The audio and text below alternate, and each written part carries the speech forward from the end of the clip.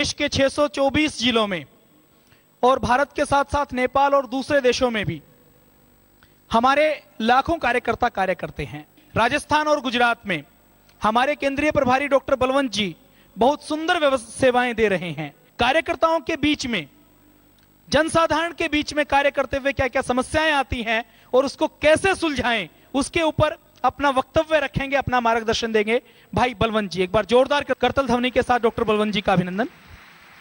प्रगतिशील देश नहीं होता धन के भरे खजानों से।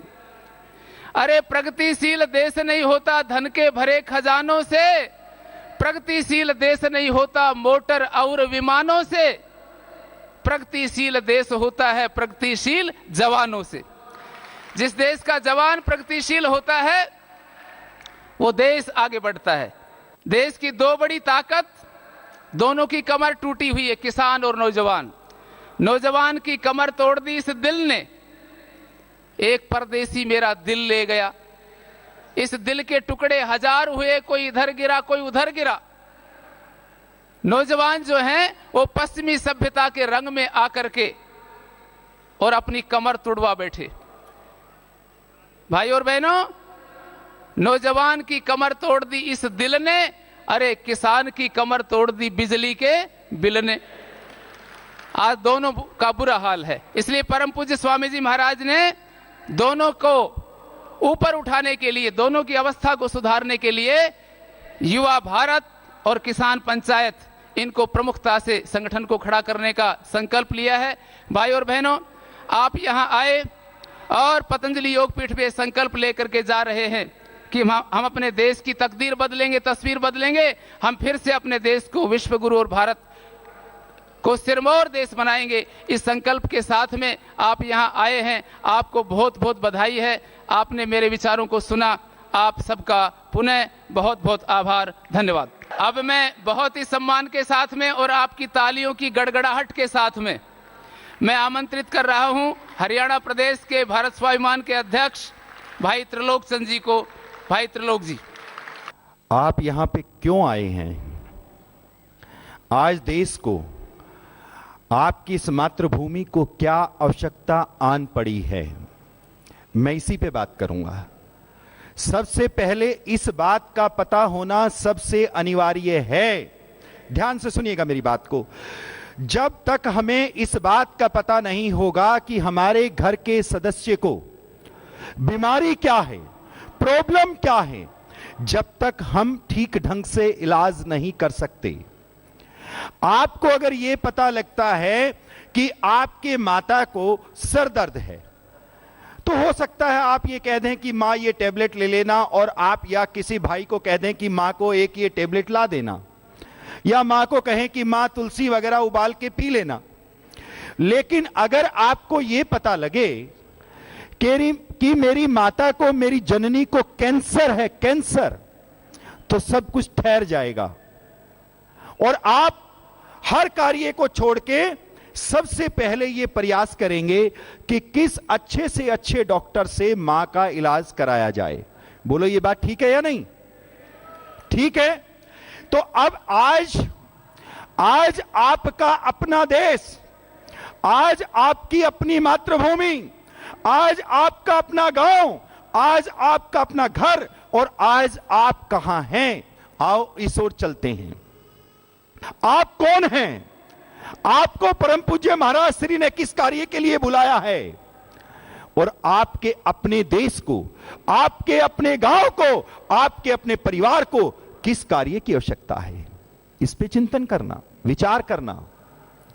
और जब तक अगर हमने ये चिंतन नहीं किया, तो मैं तुम्हें सत्य बताता हूं, हमें जो आवश्यकता है, जिस प्रकार से, जिस संकल्प के साथ हमें कार्य करना होगा, हम कार्य नहीं कर पाएंगे। हम कौन हैं?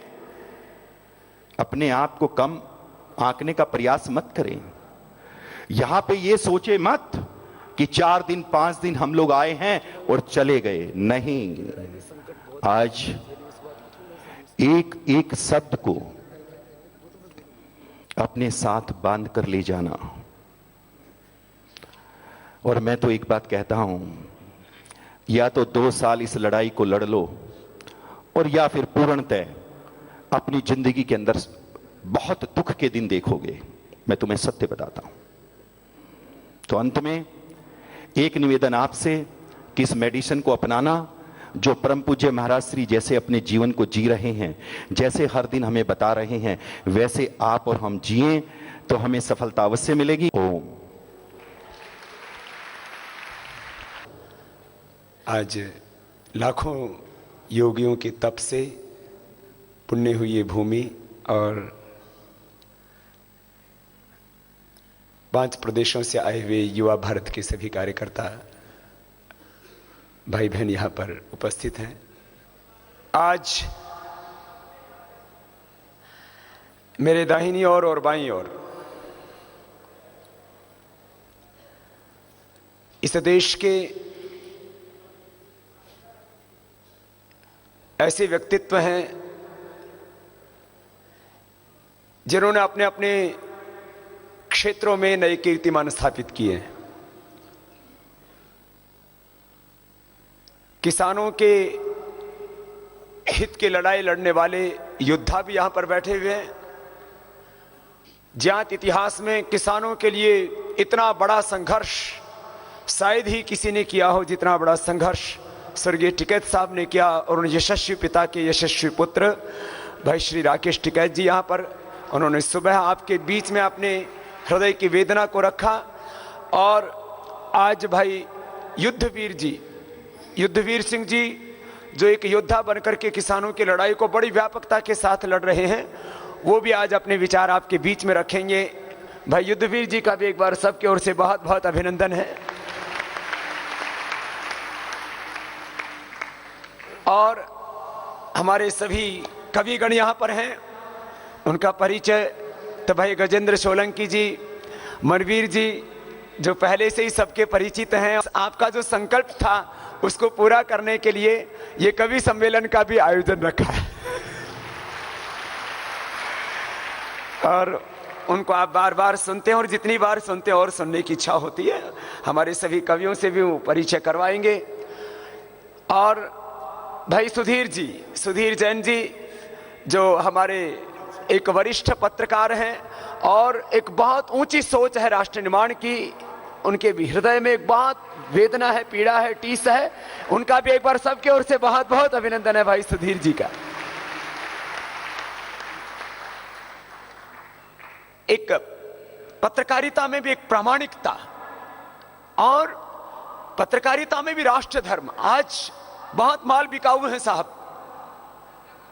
हर आदमी की कीमत है और कहा जाता है कि किसी को भी किसी भी कीमत पर खरीदा जा सकता है, लेकिन कुछ लोग ऐसे हैं जो किसी भी कीमत पर बिकते नहीं हैं, वही देश के लिए कुछ करते हैं। और मैं अब जिनका परिचय करवा रहा हूं वो एक ऐसे ही पत्रकार योद्धा हैं जिन्होंने मात्र पत्रकारिता के क्षेत्र में ही नए मानदंड स्थापित नहीं किए, अपितु भ्रष्टाचार की जड़ों को हिला करके ही नहीं रखा।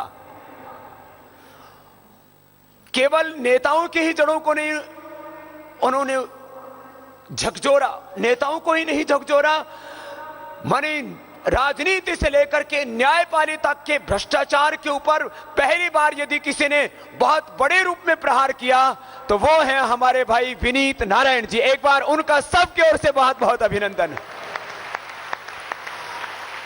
और भाई विनीत नारायण जी ने एक ऐसी लड़ाई लड़ी जहां से ये भ्रष्टाचार और काले धन के खिलाफ एक बहुत बड़ी आवाज केवल भारतीय नहीं वैश्विक पटल पर उठी, और एक मोर्चे पर नहीं, चारों ओर उन्होंने युद्ध छेड़ दिया।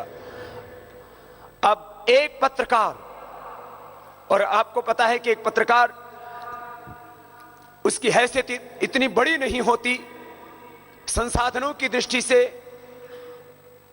आर्थिक साम्राज्य की दृष्टि से, सत्ता की दृष्टि से, शक्ति की दृष्टि से उसके पास क्या होता है?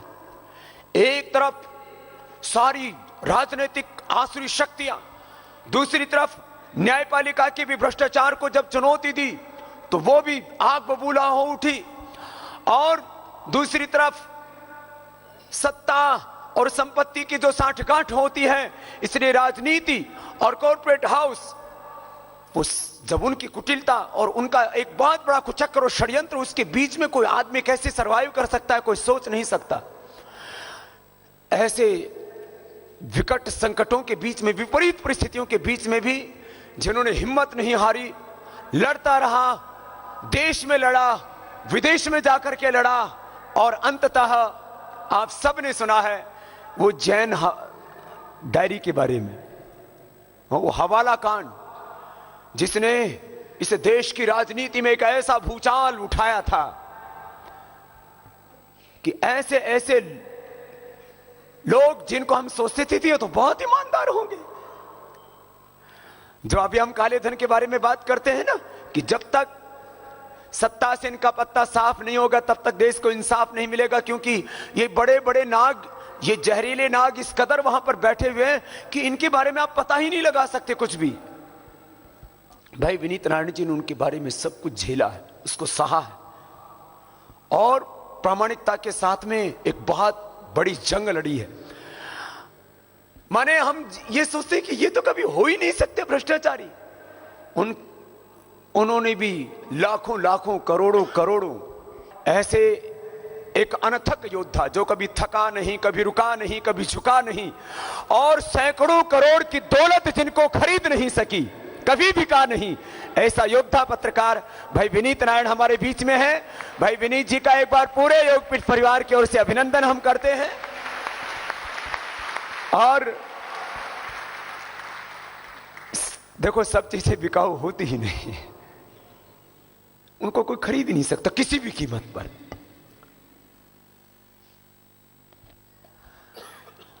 और हमें बहुत प्रसन्नता है, वो हमसे तो बहुत हृदय से, आत्मा से प्यार करते हैं, और केवल वो ही नहीं, उनका पूरा ही परिवार बहुत ऊंचे आध्यात्मिक विचारों का परिवार है। इनकी पूज्य माताश्री, वो भी हमसे बहुत हृदय से प्यार करती हैं। और मैंने आज कहा कि इनको भी प्रस्थान करना था, लेकिन मैंने कहा प्रस्थान करने से पहले युवा भारत के सभी कार्यकर्ता भाई बहन यहाँ पर आए हुए हैं, उनको आप जरूर अपनी हृदय की भावनाएं संप्रेषित करें, उनको उद्बोधन दें, उनको मार्गदर्शन दें। मैंने आग्रह किया, और मैं एक बार पुनः उनसे आग्रह करूंगा कि सबको यहाँ अपने मार्गदर्शन से अनुग्रहित करें। आदरणीय श्री विनीत नारायण जी।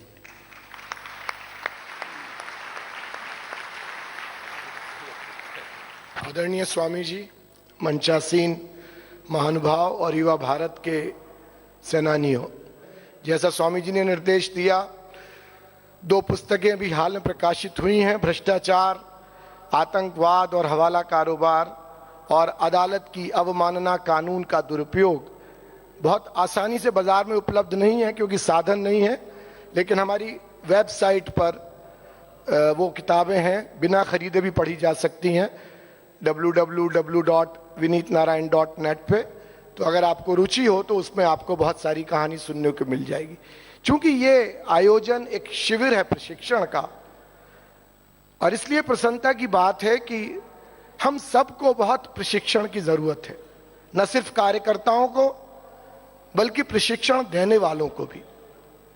पर प्रशिक्षण का स्वरूप कैसा हो, उद्देश्य क्या हो, उसमें व्यवहारिक ज्ञान कितना हो, उसमें जीवन का अनुभव कितना हो, इस सब पर निर्भर करता है कि प्रशिक्षणार्थी क्या परिणाम देगा।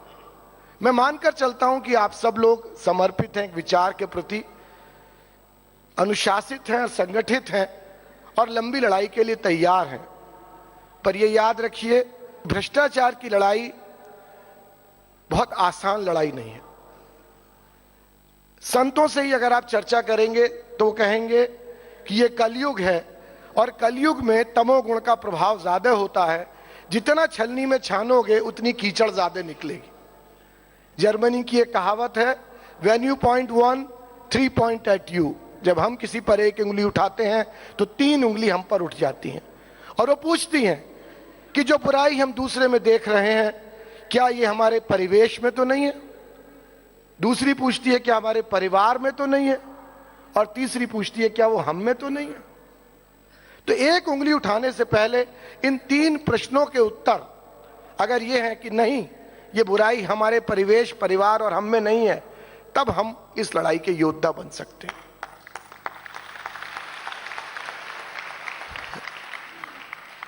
स्वामी जी ने ठीक ही कहा, केवल राजनेता ही भ्रष्टाचार के लिए जिम्मेदार नहीं है और केवल एक दल के राजनेता ही भ्रष्टाचार के लिए नहीं जिम्मेदार है। सबसे ज्यादा भ्रष्टाचार अगर इस देश में हो रहा है, लूट हो रही है, तो उसके लिए वो लोग जिम्मेदार हैं जो बहुत थोड़ा पैसा लगाकर जनता के पैसे से देश के प्राकृतिक संसाधनों का दोहन करके हजारों करोड़ का मुनाफा कमा रहे हैं, और वही लोग इस देश के राजनेताओं को, अफसरशाही को और मीडिया को खरीद कर भ्रष्ट बना रहे हैं। इस देश का आम आदमी, गांव में रहने वाला आदमी किन हालातों में जिंदगी जी रहा है, विकास का फल उस तक क्यों नहीं पहुंच रहा, आज आजादी के 6 दशक बाद उसकी स्वास्थ्य, शिक्षा सेवाएं क्यों नहीं है, उसका जीवन सुरक्षित क्यों नहीं है, उसके श्रम पसीने की कमाई की पूरी कीमत उसे क्यों नहीं मिलती, इन सवालों का जवाब क्या मीडिया उठाता है? टेलीविजन पर भी हम लोग डिबेट करते हैं, चौंचे लड़ाते हैं एक दूसरे से, आरोप प्रत्यारोप करते हैं, लेकिन जब भ्रष्टाचार के विरुद्ध कानून बनाने की बात आती है तो हम सब एक हो जाते हैं। तुम मेरी पीठ सहलाओ, मैं तुम्हारी पीठ सहलाऊं। मैं समझता हूं भ्रष्टाचार खत्म करने की लड़ाई, काले धन को चाहे वो देश के बाहर है, देश के अंदर है, बाहर लाने की लड़ाई, इसके बुनियाद में है इस देश के विकास का ढांचा। ये जो विकास का मॉडल हमने अपनाया है, ये विकास चंद लोगों को तो वो सुविधाएं दे सकता है जिनके सपने टेलीविजन के ट्रेलर में, विज्ञापनों में दिखाए जाते हैं, लेकिन क्या 122 करोड़ लोगों के पास होंडा मोटरसाइकिल आ सकती है? क्या हर घर में टेलीविजन रंगीन आ सकता है? क्या हर एक के घर में फ्लश की लैट्रीन हो सकती है? क्या सारे देश में सीवर की लाइन जा सकती है? जिस तरह हमने जमुना को मार डाला, जिस तरह देश की नदियों को मार डाला, जिस तरह हम सारा औद्योगिक कचरा और घरों का कचरा नदियों में डालकर उनको प्रदूषित कर रहे हैं, जिस बेदर्दी से खनन करके हम इस देश के पहाड़ों को खत्म कर रहे हैं, जिस बेदर्दी से हम जंगलों को काट कर पृथ्वी को नंगा कर रहे हैं, हम उस कालिदास की तरह हैं जो जिस शाखा पर बैठा उसी को काट रहा है। सबसे ज्यादा मुनाफे का कारोबार खनन का कारोबार है। हर लगे ना फिटकरी रंग चोखा, खान मंत्री को पैसा दे दो, मुख्यमंत्री को पैसा दे दो, खान विभाग को पैसा दे दो, पर्यावरण वन विभाग को पैसा दे दो और रसीद कटवाओ 1 ट्रक की और 100 ट्रक माल उठाकर ले जाओ और बेच दो देश के बाहर ले जाके। पहाड़ सिर्फ पहाड़ नहीं होता, पहाड़ का नाम है भूधर। वो धरती को धरता है, धरती को धारण करता है। पहाड़ के रहने से मेघ आकर्षित होते हैं, जिससे वर्षा होती है, हरियाली होती है, पेड़ होते हैं। वो जो पानी पहाड़ पर गिरता है, उसकी सतह पर गिरता है, वो जब रिस रिस कर पृथ्वी के अंदर जाता है तो पृथ्वी के अंदर का भूजल स्तर ऊंचा उठता है। जब हम पहाड़ को काटते हैं, हम पर्यावरण के चक्र को तोड़ डालते हैं, भूजल स्तर नीचे चला जाता है, वर्षा होनी बंद हो जाती है, हरियाली खत्म हो जाती है, वन्य जीवन समाप्त हो जाता है और हमारे जीवन पर संकट आ जाता है। लेकिन हम नृशंस राक्षसों की तरह अपने प्राकृतिक धरोहरों का विनाश करने पे तुले हुए। विकास का मॉडल कुछ लोगों को सुखी बनाकर ज्यादा लोगों को बदहाल बनाने का ये विकास मॉडल भ्रष्टाचार का सबसे बड़ा कारण है।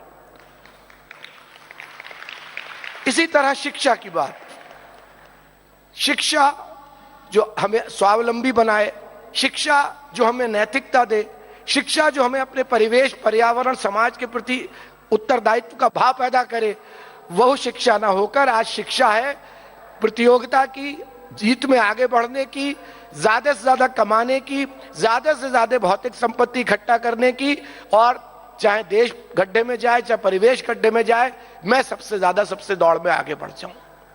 यह शिक्षा इस देश की सनातन पद्धति नहीं थी।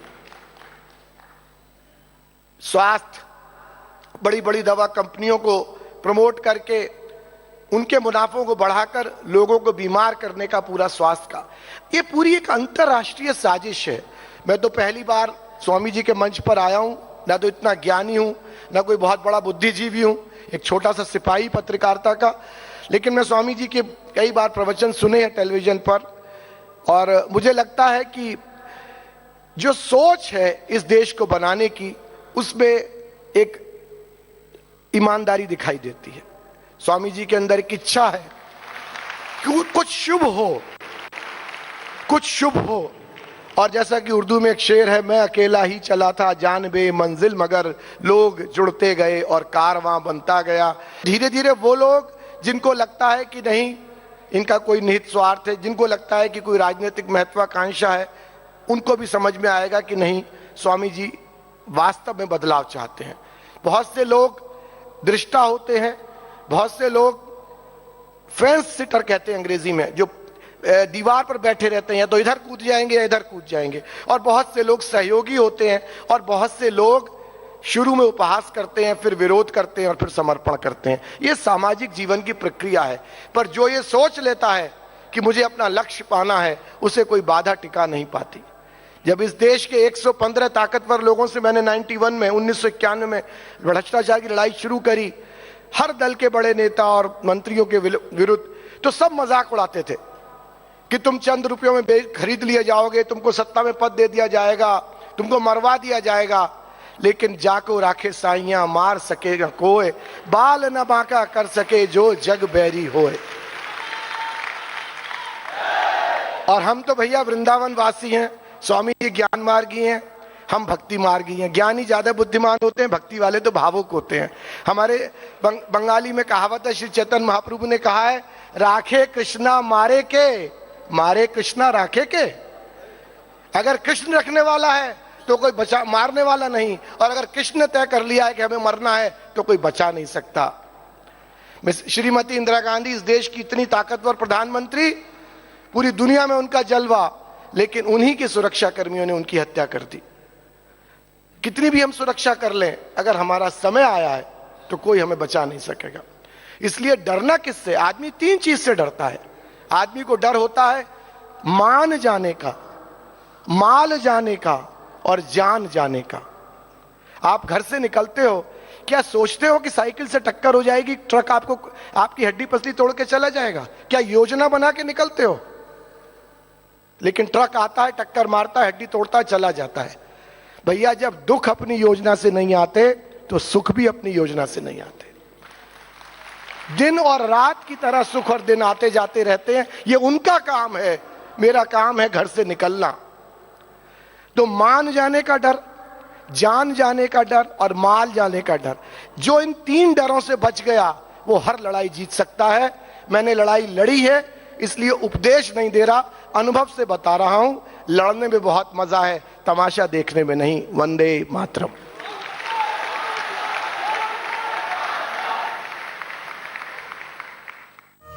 श्री राधा कृष्ण की दिव्य लीला स्थलियों को वैज्ञानिक तरीके से सजाने, संवारने व संरक्षित करने के अभूतपूर्व पुनित अभियान के बारे में जानकारी व सहयोग के लिए देखें ब्रज फाउंडेशन की वेबसाइट www.brajfoundation.org तथा संपर्क करें।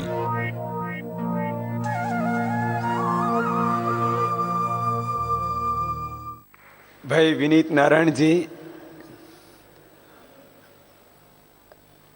वो कर्म से योद्धा हैं और जीवन में विनीत है। विनीत माने विनम्र। और नारायण उस भागवत सत्ता के प्रति अटूट आस्था, वो तो जीवन में पराकाष्ठा पर है ही।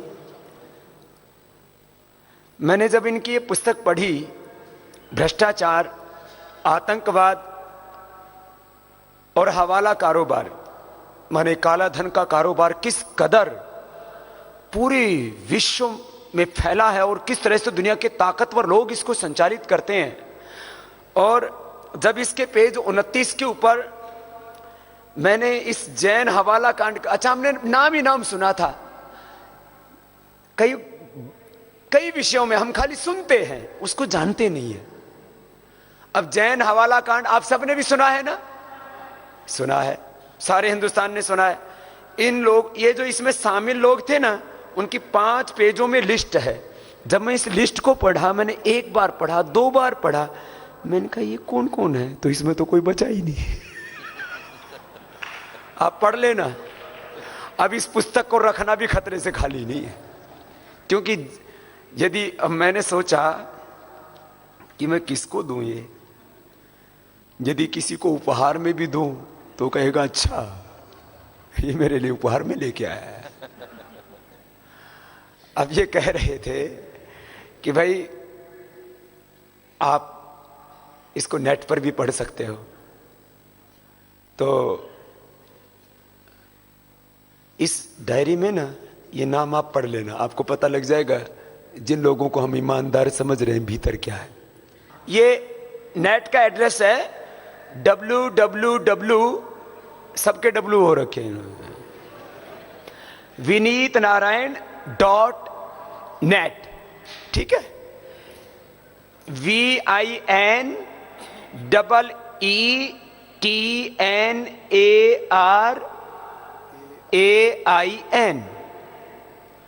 vinitnarayan.net, NET।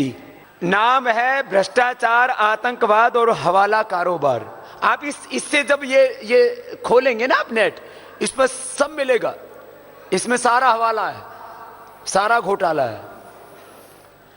पुस्तक घोटाले के खिलाफ है लेकिन इसमें घोटाला है। और जो है इसमें आप जब देखेंगे ना तो आपको भरोसा नहीं होगा कि ये हो रहा है। ये तो केवल आपको एक बानगी है इन घोटालों की। जब ये काले धन का पूरा घोटाला सामने आएगा ना तो ये देश, मैंने कहा था ना, जो समझता था ना कि हम ये खानदानी नेता हैं, इनमें खानदानी लुटेरे मिलेंगे, अरे जिसका बाप लुटेरा था उसका बेटा लुटेरा क्यों नहीं होगा, ये तो स्वभाव में है। दूसरी पुस्तक और है, चलो अब पूरा पढ़ लेना, फिर एक का नाम लेने से पक्षपात लगेगा। अदालत की अवमानना, कानून का दुरुपयोग। किस तरह से एक सच्चे योद्धा को, एक देश के लिए ईमानदारी से जीवन जीने वाले व्यक्ति को सताया जाता है, उसको प्रताड़ित किया जाता है, चारों ओर से जालिम उसके ऊपर जुल्म करते हैं। ये तो कुछ चीजें इसके अंदर लिखी, आप सब चीजों को पढ़ोगे ना, कैसे रात को 12 बजे, सुबह ही 4 बजे बोले फोन करके कि अब कल से तुम्हारे बच्चे नहीं मिलेंगे, बोले क्या क्या नहीं किया, और उस सब को सह करके भाई विनीत जी लड़ते रहे। एक बार उनका पुनः सबकी ओर से बहुत बहुत अभिनंदन है। उनको आगे प्रस्थान करना है, इसलिए मैं ज्यादा देर तो उनको नहीं रोकूंगा। फिर आपसे मिलते रहेंगे, एक बार नहीं बार बार मिलेंगे, हर मोड़ पर मिलेंगे। बहुत बहुत धन्यवाद और हमारी शुभकामनाएं। कवियों के काव्य से पूर्व जो ओज से, तेज से, पराक्रम से, शौर्य से भरी हुई कविताएं आप सुने, उससे पहले इस देश का दर्द, देश का दर्द माने इस देश के गांव का दर्द, इस देश के किसान की पीड़ा, किस तरह से चारों ओर षड्यंत्र हो रहे हैं, और वो षड्यंत्र एक दिशा से नहीं, हर दिशा से, और उन षड्यंत्रों का शिकार होकर के किस तरह से इस देश का किसान लुट रहा है, पूरा हिंदुस्तान लुट रहा है। भाई युद्धवीर सिंह जी, वो भी मैंने कहा एक बहुत बड़े योद्धा के रूप में किसानों के हित की, हिंदुस्तान के लड़ाई लड़ रहे हैं। एक बार इनका भी सबकी ओर से बहुत बहुत अभिनंदन है भाई युद्धवीर सिंह जी। परम आदरणीय स्वामी जी, सम्मानित मंच, उपस्थित भाइयों व बहनों, सर्वप्रथम मैं इस पवित्र भूमि को प्रणाम करता हूं, जिस भूमि से स्वामी जी ने ये राष्ट्रीय सम्मान, स्वाभिमान और राष्ट्र भ्रष्टाचार के विरुद्ध एक यज्ञ जो आरंभ किया, मैं प्रणाम करता हूं आप सभी को। आप सभी उस यज्ञ में अपनी आहुति देने के लिए यहाँ उपस्थित हुए। 70% लोग गांव में रहता है इस देश में। इस देश का कोई भी नेता जब अपना भाषण आरंभ करता, किसी गांव में किसी चुनावी सभा में जाके बात करता है, तो उसकी शुरुआत होती है, किसान देश का अन्नदाता, किसान देश की रीढ़ है, यहां से वो शुरुआत करता अपने भाषण की। कोई ये जानने का प्रयास नहीं करता है कि अन्नदाता के पेट में अन्न है या नहीं, अन्नदाता की स्थिति क्या, उसको देश की रीढ़ बताते हैं और पिछले 60 साल से उसकी रीढ़ को तोड़ रहे हैं, उसको अपाहिज बना के छोड़ दिया इन्होंने। वो किसान, वो स्वाभिमानी किसान जो आत्महत्या को कायरतापूर्ण कार्य मानता, वो किसान, ये भारत सरकार के आंकड़े कहते हैं कि 1997 से लेके 2011 तक इस देश में 2,44,000 किसानों ने कर्जे में आत्महत्याएं की हैं, ऐसा सरकार कहती। इन 2,44,000 आत्महत्याओं में महिलाएं शामिल नहीं है, क्योंकि महिला के नाम से जमीन नहीं होती। सरकार का जो आंकड़ा है वो लिया गया है जमीन की मलकियत से, और जमीन महिला के नाम नहीं होती, उसके पति के नाम होती है, उसको इसमें शामिल नहीं किया गया। अगर हम अपनी उन बहनों को भी गिन लें जो बलि चढ़ी इस कर्ज की, इस व्यवस्था की, तो संख्या बहुत ऊपर जाती। ये स्थिति है इस देश के किसान की। निरंतर आप पीछे जाएं, 1967 की हरित क्रांति की बात करते हैं हमारे राजनेता, और वो कहते हैं कि हरित क्रांति आई। हरित क्रांति की आड़ में जो षड्यंत्र उस समय शुरू हुआ,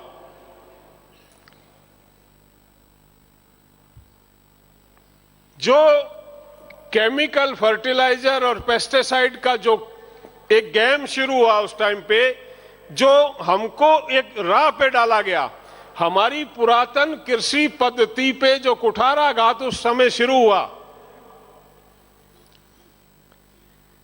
उस समय हरित क्रांति जो 67 में आई थी, मैं आपको बता दूं, यहां कुछ ऐसे लोग बैठे होंगे, बुजुर्ग बैठे हैं जिनको पता है, ये बच्चे तो शायद उस समय को नहीं जानते हैं। 1967 में गांव में बैंक नहीं थे। 1967 से पहले किसी बैंक का कर्जा नहीं था, किसी का बैंक में खाता नहीं था, लेना देना 150 रुपए का अपना गांव में किसी एक दूसरे से करते थे और फसल के टाइम पे उसको चुका देते थे। आज हरित क्रांति के बाद किसान की स्थिति यह है कि हर किसान का खाता बैंक में है, लेकिन किसी के खाते में पैसे नहीं। हर एक के खाते में कर्जे की एंट्री चढ़ी हुई है। हर किसान किसी ना किसी कर्जे में दबा हुआ, किसी ना किसी बैंक से ट्रैक्टर का, मशीनरी का या कोई दूसरा किसी प्रकार का कर्जा उसके ऊपर।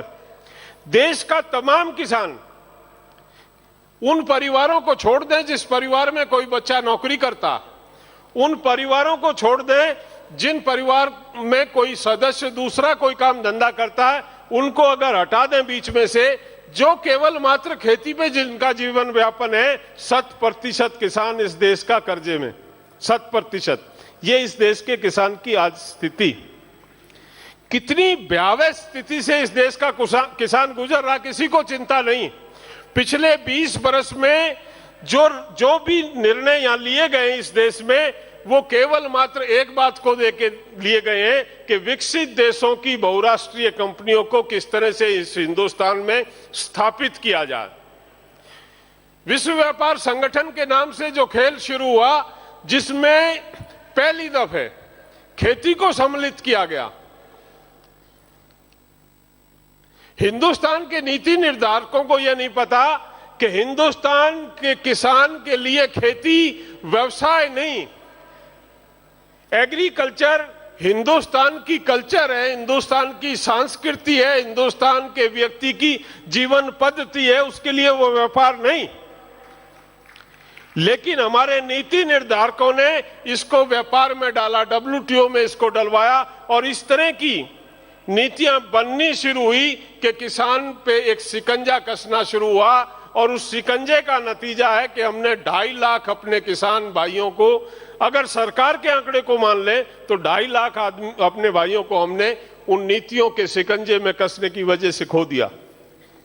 निरंतर जितना पिछले, अगर हम 15 साल में जो कॉन्स्टिट्यूशनल, जो संविधान में संशोधन हुए, अगर उन पे नजर डालें, चाहे वो पेटेंट एक्ट हो, चाहे वो विश्व व्यापार संगठन का समझौता हो, चाहे फ्री ट्रेड एग्रीमेंट हो, बायोलेटरल एग्रीमेंट्स हो, अभी एक नया, स्वामी जी, नया एक एग्रीमेंट, एक संशोधन आ रहा संसद में ब्राई के नाम से। ये जो रिसर्च का काम है, जो एनवायरमेंट, जो पर्यावरण मंत्रालय के माध्यम से जो परमिशन दी जाती थी, इसको साइंस एंड टेक्नोलॉजी में दिया जा रहा। कारण क्या है कि हमारे संगठन सरकार को, जब भी सरकार इस तरह का कोई षड्यंत्र करती है तो हम लोग उसका विरोध करते हैं, हम उसके खिलाफ बढ़ के खड़े हो जाते हैं। सरकार ने यह तय कर लिया है कि किसान को इसकी सूचना ना दी जाए, इसको गुप्त रखा जाए। तमाम जो रिसर्च है वो साइंस एंड टेक्नोलॉजी जो मंत्रालय है उसके माध्यम से कराई जाए और चोरी के तरीके से, पिछले रास्ते से उसको लाके इंट्रोड्यूस कर दिया जाए।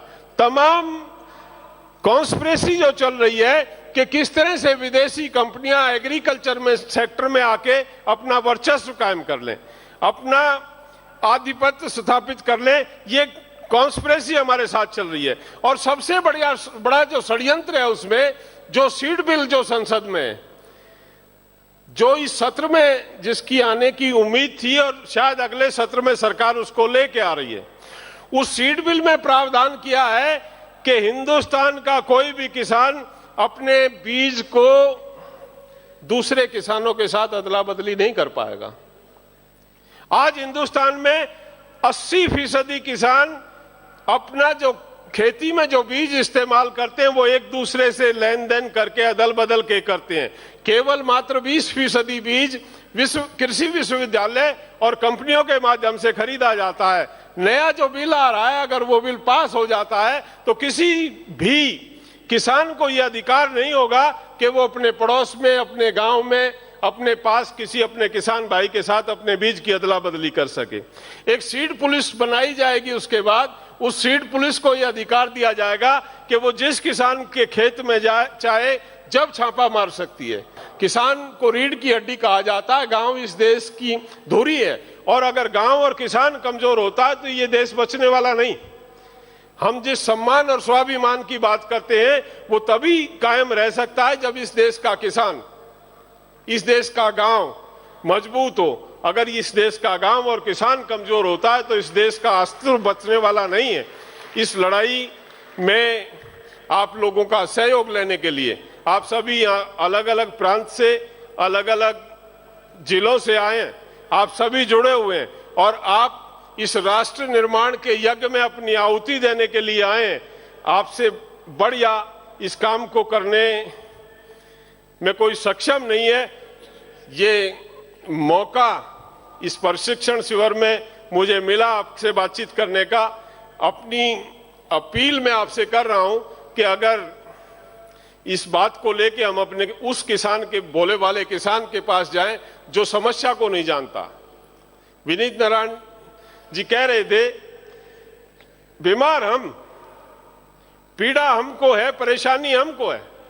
गांव में हर किसान आज अपनी पीड़ा से त्रस्त है, उसके वेलफेयर की, उसका इलाज दिल्ली में बैठ के एयर कंडीशन कोठी में किया जा रहा। डॉक्टर दिल्ली में बैठे हैं, उनको ना गांव का पता है, ना गांव की परिस्थिति का पता है, ना गांव की समस्या का पता है। योजना बनती है कागजों पे और कागजों में ही लागू हो जाती है। वो जो पीड़ित किसान गांव में बैठा है उसके सर के ऊपर से सब गुजर जाता। हम और राकेश जी अभी बुंदेलखंड में गए थे। बुंदेलखंड में जो पैकेज दिया गया, दिल्ली से पैसा गया बुंदेलखंड में, अगर वो पैसा वहां लग जाता तो बुंदेलखंड में आने वाले 20 वर्ष में कोई समस्या रहने वाली नहीं थी। लेकिन बुंदेलखंड के लोगों से जाके बात करूं तो उनको पता ही नहीं चला पैसा आया कहां से था और पैसा चला कहां गया। नेताओं और अधिकारियों ने मिलकर सारा पैसा ऊपर ही हजम कर लिया। जैसी स्थिति उस पैकेज से पहले थी वैसी स्थिति उस पैकेज के बाद। ये अकेले बुंदेलखंड में नहीं है, हर प्रांत में, हर हिस्से में, हर सूबे में इसी तरह की योजनाएं हवाई योजनाएं बनती हैं और बंदर बांट में सारा पैसा लूट लिया जाता है। ये एक बहुत बड़ा मिशन है। इस मिशन में स्वामी जी से मैं तो ये निवेदन करने आया हूं कि आप इसकी अगुवाई करें। आप इसका, अगर गांव बच गया, इस देश का किसान बच गया तो ये देश बच गया, और अगर गांव डूब गया तो ये देश बचने वाला नहीं है। आपसे इस प्रार्थना के साथ, आप सबसे इसी आशा और उम्मीद के साथ कि आप इस मिशन में जुड़ेंगे, इस यज्ञ में अपनी आहुति देंगे। आपने मुझे सुना और सम्मान दिया, मैं आपका आभारी हूं, आपका धन्यवाद करता हूं। ओम शांति शांति ओम। हमारे भाई युद्धवीर जी, जो एक प्रखर योद्धा बनकर के स्वर्गीय टिकैत साहब के साथ में उन्होंने इस जंग को शुरू किया और अभी तक लड़ रहे हैं। और यह हमारे युवा भारत के कुछ विशेष कार्यकर्ता यहाँ पर आज हैं। देश भर में 1 लाख से ज़्यादा तो ये युवा कार्यकर्ता हैं और पूरे देश भर में 1 करोड़ से ज़्यादा सारे भारत स्वाभिमान, युवा भारत, किसान पंचायत और तमाम अपने 5 संगठनों के, महिला प्रतिनिधि समिति, प्रतिनिधि समिति, सारे का संगठन के 1 करोड़ से ज़्यादा कार्यकर्ता हैं। और ये 1 करोड़ से ज़्यादा कार्यकर्ता और करोड़ों लोग, 100 करोड़ से ज़्यादा लोग जो इस मिशन के प्रति, इस आंदोलन के प्रति आस्था और विश्वास रखते हैं। और पिछले 20 वर्षों में 10 करोड़ से ज़्यादा लोगों को जिनके पास जाकर के सीधे हमने अपनी बात रखी है, उन सब के दिलों में अब जज्बात हैं, एक जुनून है, एक जोश है, एक आक्रोश है। निश्चित रूप से हम किसानों को भी उनका हक दिलाएंगे, पूरे हिंदुस्तान को उसका हक दिलाएंगे, सब मिलकर के लड़ेंगे इस लड़ाई को। बहुत बड़ी लड़ाई है, क्योंकि पूरी दुनिया के ताकतवर लोग ये षड्यंत्र चला रहे हैं। कई तरह का षड्यंत्र है, बीजों के ऊपर अलग तरह का षड्यंत्र है। 1000 रुपए का बीज 1 लाख रुपए में बेचते हैं। और ये बिल वाली बात तो भाई ने अभी बताई, ये तो इतना बड़ा षड्यंत्र है। रासायनिक खादों का एक अलग षड्यंत्र है, कीटनाशकों का अलग षड्यंत्र है, फिर गांव के किसानों को शराब के नशे में बर्बाद करने का एक अलग षड्यंत्र है। ये तो चारों ओर ऐसे कुचक्र रचे जा रहे हैं, जो भूमि अधिग्रहण कानून का कितने षड्यंत्र। और पिछले बार भाई राकेश जी जब आए तब ऐसे तो थोड़ा बहुत तो मुझे ज्ञान था, लेकिन क्योंकि ये तो रोज ही आंदोलनों के बीच में जीते, तो मेरे से कहने लगे बाबा जी हम आंदोलन भी कहां कहां करें। भारत में खेती का एक मंत्रालय नहीं, कृषि मंत्रालय तो कहने कहने का ही है, इसके 10 तो मंत्रालय हैं। अब किसान की बिजली की समस्या हो तो उसका मंत्रालय अलग है। वो कौन सा मंत्रालय है? 18 मिनिस्ट्री है, बताओ। अब एक किसान को यदि कोई अपनी बात कहनी है तो उसको 18 जगह घुमा दो, वो बेचारों ही बावड़ा हो जाता है, जाना कहां है। मेरी समस्या का समाधान क्या होगा बताओ। हम तो किसान के घर में पैदा हुए, किसान के बच्चे हैं, हमें ही नहीं पता ये 18 मंत्रालय क्या है, कौन कौन से है भाई इसमें। ये बिजली वाला तो अलग है, ये जो पावर मिनिस्टर होता है, केमिकल फर्टिलाइजर वाला अलग है, फिर फूड एंड सिविल सप्लाई वाला अलग है, फूड प्रोसेसिंग अलग है, कॉमर्स ये माने ऐसे 18 मंत्रालयों में उसका बोड़ा बना रखा है। अब बताओ, ये आंदोलन कर लो जाकर कृषि मंत्रालय के सामने, एक मंत्रालय के सामने नहीं, अब तो ये सारे मंत्रालय ही नए बनाने पड़ेंगे।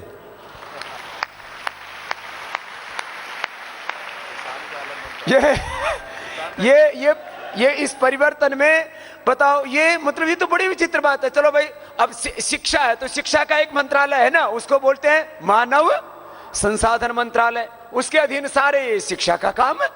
अब ऐसे ही फाइनेंस का सारा काम है, एक ही मंत्रालय, वो वित्त मंत्रालय। अब फाइनेंस मिनिस्ट्री हो गई है भाई, ठीक है, वो वित्त का कामकाज देखेगी, लेकिन इस किसान को बावड़ा बना रखा है। ये तो माने ऐसे ऐसे कुचक्र चल रहे हैं। और अब इस देश के किसानों की, किसान तो आवाज उठाएंगे ही, किसान के साथ जब हिंदुस्तान का जवान खड़ा हो जाएगा तो इसके हक की लड़ाई में हम जरूर विजयी होंगे। और यहां पर भी जो जवान बैठे हैं नहीं, ज्यादातर किसानों के बच्चे हैं। इसमें किसानों के लड़के लड़कियां कितने हैं? ये सारे किसानों के बालक बैठे हुए ज्यादातर इसमें। और जो अभी नहीं होंगे तो इनके कोई ना कोई बाप दादे परदादे रहे होंगे, कोई राजजादे शहजादे हो नहीं तुम। भाई हमारे पूर्वज कोई ना कोई, सारा भारत ग्रामवासी था, गांव से ही भारत उत्पन्न हुआ है। बाद में शहर बसे तो 200 साल 250 साल ज्यादा से ज्यादा। खैर, इसकी लड़ाई लड़नी है। आगे का कार्यक्रम ओज से, शौर्य से, पराक्रम से भरपूर आपको कविताएं सुनाने के लिए, क्योंकि आपकी डिमांड पर मैंने कल ही प्रोग्राम रखा। तो हमारे भाई गजेंद्र जी, जो किसी परिचय का मोहताज नहीं, पूरे देश में और पूरे विश्व पटल पर उन्होंने भारतीय काव्य संस्कृति का विश्व पटल पर उस सम्मान के साथ उसकी प्रतिष्ठापना की है कि आज केवल देश ही नहीं, पूरी दुनिया के देश उनको बुलाते हैं और उनको सुनते हैं, और भगवान ने इनको एक विलक्षण प्रतिभा दी है। और मैं इस कार्यक्रम का संचालन करने के लिए भाई गजेंद्र जी को यहाँ आमंत्रित करता हूं और उन सब, आप सब की ओर से उनका अभिनंदन करता हूं। और देखो, कवि सम्मेलन सुनने के लिए ना एक अनुशासन होता है, और वह अनुशासन क्या होता है कवि सम्मेलन का? जब बात आपके दिल को छू जाए ना, तो फिर बस आवाज इतनी जोर से उठे कि कवि को लगे कि मैंने भी कुछ किया है। भाई गजेंद्र सोलंकी जी। योग विज्ञान एवं कार्यकर्ता प्रशिक्षण शिविर में आए हुए सभी हमारे पूरे देश से कार्यकर्तागण, श्रद्धेय स्वामी जी की उपस्थिति में ये काव्य का एक छोटा सा रूप आपके सामने कविता का आने जा रहा है। मैं श्रद्धेय स्वामी जी के चरणों में बार बार वंदन करता हूँ, नमन करता हूँ। और हम अक्सर ये कहा करते हैं कि हम यहाँ काव्य पाठ करने के लिए नहीं आते, हम अपनी कविताओं को तीर्थ कराने के लिए यहाँ पर आते हैं श्रद्धेय स्वामी जी के चरणों में। ये स्वामी जी ही कहा करते हैं कि तालियां बजाने से स्वास्थ्य ठीक हो जाता है, रोग दूर हो जाते हैं। तो इसलिए तो कविता समझ में आ जाए तब ठीक है, नहीं भी समझ में आए तो ताली इसलिए बजानी चाहिए कि पड़ोसी को पता नहीं लगे आपको समझ में नहीं आ रहा। ये अपनी इज्जत की बात है। मैं देख रहा था कुछ लोग जो है नारे नहीं लगा रहे थे। जब उद्घोष हो, नारा लगे तो गगन भेदी नारा लगना चाहिए, और ऐसा नारा लगना चाहिए कि उन भ्रष्टाचारियों के कानों तक पहुंचे और उनके दिल दहल जाए। तो मेरे साथ एक बार नारा लगे, भारत माता की वंदे वंदे। अब थोड़ा सा लगा कि हाँ, देश का शौर्य पराक्रम यहां पर विराजमान है। श्रद्धेय स्वामी जी का जो ये यज्ञ चल रहा है, शायद हमारे लिए सौभाग्य की बात है कि हम उस युग में जी रहे हैं। हमने उस काल में कहीं समय के प्रवाह में जन्म लिया है जब श्रद्धेय स्वामी जी जैसे राष्ट्र संत वैश्विक संस्कृति को एक नई दिशा देने वाले योग संस्कृति के माध्यम से हमारे प्रणेता हैं। मैं चाहता हूं पूरा सदन एक बार जोरदार तालियों से अभिनंदन करें।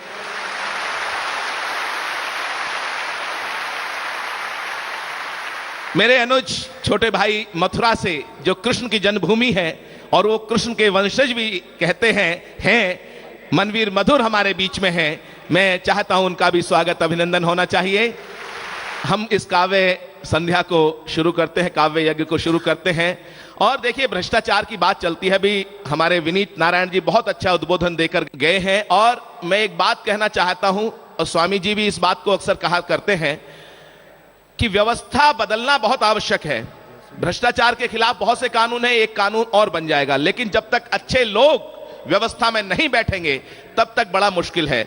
मैं बुलाना चाहता हूं हमारे उस ऊर्जावान राष्ट्रभक्त और जिसके हृदय में देश धर्म संस्कृति के लिए एक अनूठा समर्पण है, प्रवाह है उसकी वाणी में, ओजस्वी रचनाकार भाई हमारे मनवीर मधुर को, जो मथुरा से हमारे बीच में आते हैं।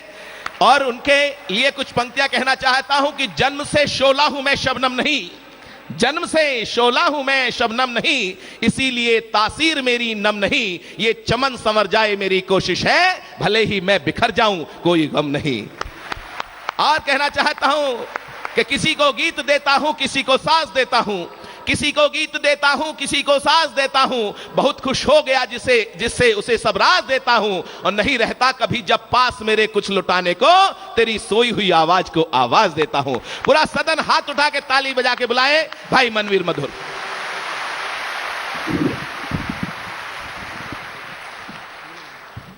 मैं आप सबकी उपस्थिति को प्रणाम करता हूं, इस पावन मंच को प्रणाम करता हूं।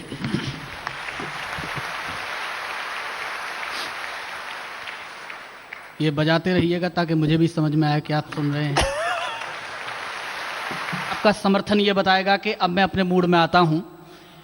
वो कहते हैं कि गरीबी को मिटाने की ये बातें सिर्फ बातें हैं, गरीबी को मिटाने की ये बातें सिर्फ बातें हैं, जो खुद पैसे के भूखे हैं गरीबी क्या मिटाएंगे।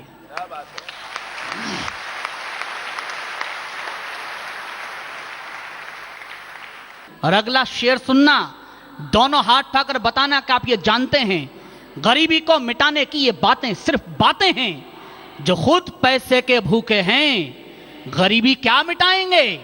गरीबों का लहू तो आपकी कारों का डीजल है, गरीबी हट गई तो आप क्या रिक्शा चलाएंगे।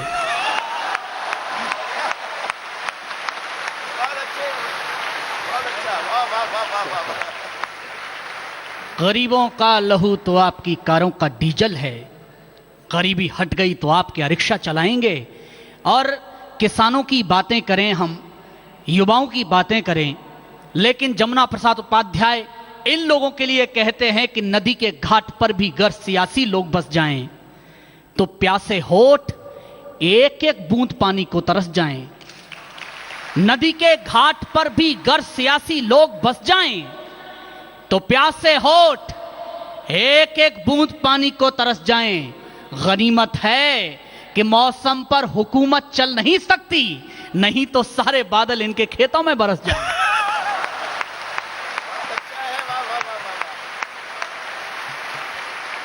मैं आप जैसे नव भारत का निर्माण करने वाले योद्धाओं के बीच में खड़ा हूं और आपको प्रणाम करता हूं। पहले भी आपने सुना है, लेकिन मैं चार पंक्तियां इसलिए पढ़ना चाहता हूं। पाश्चात्य संस्कृति के बारे में बहुत कुछ कहा गया, लेकिन चार पंक्तियां सुन लीजिएगा। मैं युवा हूं और आपका प्रतिनिधि हूं इस मंच पर। मैं स्वामी जी को प्रणाम करते हुए आपकी ऊर्जा से चार पंक्तियां आपके आंगन में रखता हूं, समझ लेना। मैं निवेदन करता हूं कि देश की जवानी को जो खोखला किए हुए है, कैसे इसके प्रति ये द्वेष मिट जाएगा। हम पर बहुत आरोप हैं, लेकिन यह भी सुन लीजिएगा, बशीर बद्र ये कहते हैं कि हम वो दरिया हैं, हमें अपना हुनर मालूम है, जिस तरफ भी चल पड़ेंगे रास्ता हो जाएगा। हमारी दिशा ठीक नहीं थी तो स्वामी जी नेतृत्व देने के लिए तैयार हैं। इसलिए सुनिएगा कि देश की जवानी को जो खोखला किए हुए है, कैसे इसके प्रति ये द्वेष मिट जाएगा।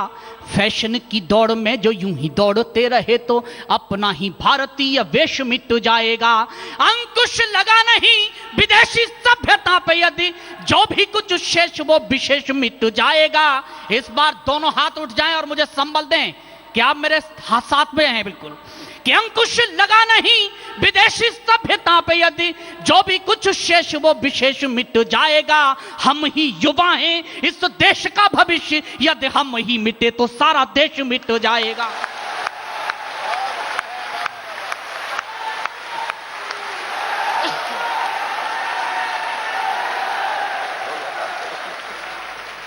कि हम ही युवा हैं इस देश का भविष्य, यदि हम ही मिटे तो सारा देश मिट जाएगा।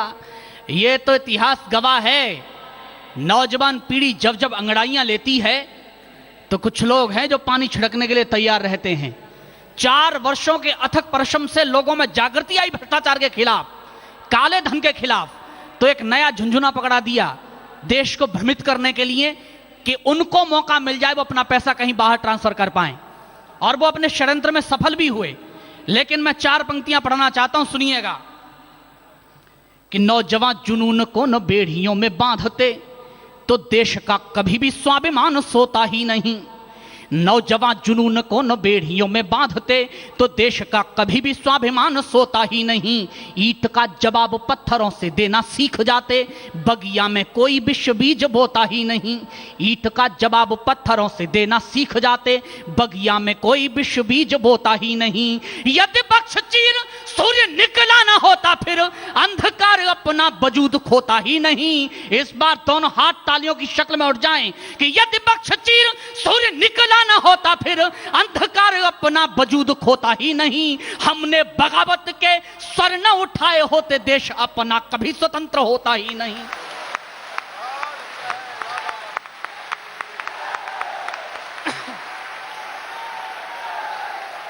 कि हमने बगावत के स्वर न उठाए होते देश अपना कभी स्वतंत्र होता ही नहीं। मैं तो स्वर्गीय राजीव दीक्षित की पुण्य स्मृति को प्रणाम करता हूं। 4 पंक्तियां सुन लीजिएगा जो मैंने कही हैं, श्रद्धेय स्वामी जी के चरणों में समर्पित करना चाहता हूं। हम यहां बैठे एक विचार लेकर, मैं उनको प्रणाम करता हूं। केवल इतना सा कहना चाहता हूं कि शत्रुओं के वार का जवाब देने में प्रवीण, सदा रहे ऊंचा ऐसा भाल तो पैदा किया। शत्रुओं के वार का जवाब देने में प्रवीण, सदा रहे ऊंचा ऐसा भाल तो पैदा किया। षड्यंत्रकारियों की धज्जियां उड़ा सके जो, ऐसा एक ही सही भूचाल तो पैदा किया। षड्यंत्रकारियों की धज्जियां उड़ा सके जो, ऐसा एक ही सही भूचाल तो पैदा किया। राष्ट्र स्वाभिमान के लिए जो काल बने हुए, उनके लिए भी महाकाल तो पैदा किया। इस बार फिर उनकी पुण्य स्मृति को प्रणाम करना, दोनों हाथ उठाकर तालियों के साथ, कि राष्ट्र स्वाभिमान के लिए जो काल बने हुए, उनके लिए भी महाकाल तो पैदा किया। शिवाजी से स्वाभिमान वाला मात भारती ने राजीव जी जैसा एक लाल तो पैदा किया।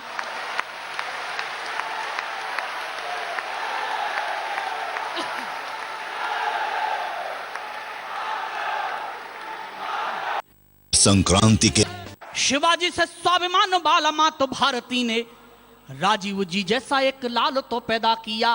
राष्ट्रभक्ति का ये जोश कम हो न जाए कहीं। स्वामी जी को प्रणाम करता हूं। और केवल 4 पंक्तियां मैंने कभी कही थी, पहले कही थी, आपने सुनी है, लेकिन मैं प्रणाम क्यों करता हूं ये सुन लीजिएगा। मैं योगेश्वर कृष्ण की भूमि से हूं और उनका वंशज हूं। 4 पंक्तियां सुन लीजिएगा। मैं इस पूरी व्यवस्था को किस रूप में देखता हूं। मैं कई बार देखता हूं कि शिविर में कुछ महिलाएं उठ के नृत्य कर रही हैं। मुझे समझ में नहीं आता कि ये योग में नृत्य का क्या मतलब है, लेकिन जो मुझे लगा वो मैं लिख रहा हूं। अब सुन लीजिएगा 4 पंक्ति। 2 दिलों में योग जो कराते हैं, सिखाते और झुमाते एक ऐसे स्वर साज रामदेव जी। 2 दिलों में योग जो कराते हैं, सिखाते और झुमाते एक ऐसे स्वर साज रामदेव जी। रोग और भोग के भंवर से कराते पार, जीवन के स्वास्थ्य के जहाज रामदेव जी। घोर नफरत के भी दौर में दमकता जो, घोर नफरत के भी दौर में दमकता जो, मानवीयता का एक ताज रामदेव जी। और अगर ठीक मैंने पूरी व्यवस्था बनाई है, एक पंक्ति में बताता हूं। दोनों हाथ उठाकर आप प्यार कितना करते हैं मैं जानता हूं, लेकिन इस बार आपकी तालियां बताएंगी कि आप स्वामी जी को कितना प्यार करते हैं। कि घोर नफरत के भी दौर में दमकता जो, मानवीयता का एक ताज रामदेव जी। योगेश्वर कृष्ण से चली थी जो परंपरा, उसी का वर्तमान योगी राज रामदेव जी।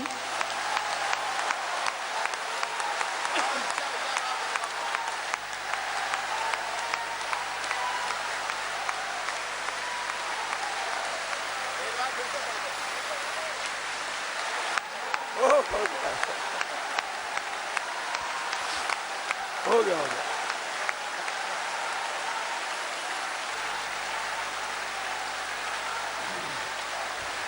मनवीर भैया एक बार और पढ़ दो इसको, और अगली बार इससे ज्यादा तालियां होनी चाहिए। कि 2 दिलों में योग जो कराते हैं, सिखाते और झुमाते एक ऐसे स्वर साज रामदेव जी। 2 दिलों में योग जो कराते हैं, सिखाते और झुमाते एक ऐसे स्वर साज रामदेव जी। रोग और भोग के भंवर से कराते पार, जीवन के स्वास्थ्य के जहाज रामदेव जी। घोर नफरत के भी दौर में दमकता जो, मानवीयता का एक ताज रामदेव जी। योगेश्वर कृष्ण से चली थी जो परंपरा, उसी का वर्तमान योगी राज रामदेव जी।